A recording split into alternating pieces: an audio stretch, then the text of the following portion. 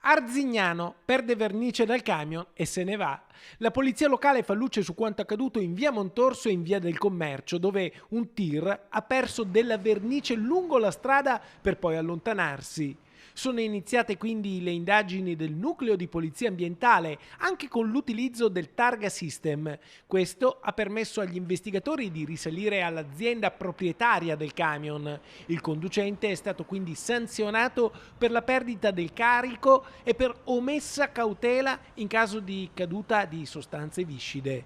Avrebbe infatti dovuto fermarsi per risolvere il problema informando le autorità. Secondo la ricostruzione, dopo aver deviato il tragitto e sostato su una strada laterale, ha poi proseguito la marcia fino alla propria destinazione. Ad Arzignano oggi, col sistema di telecamere che abbiamo, è praticamente impossibile scappare, non serve a niente, soprattutto se si perde carico dal camion o addirittura liquidi che potrebbero essere inquinanti o comunque creare un pericolo per i motorini, per le biciclette, per i veicoli. Bisogna fermarsi, avvisare la polizia locale, perché comunque con le telecamere a lettura targhe che abbiamo praticamente è inutile scappare.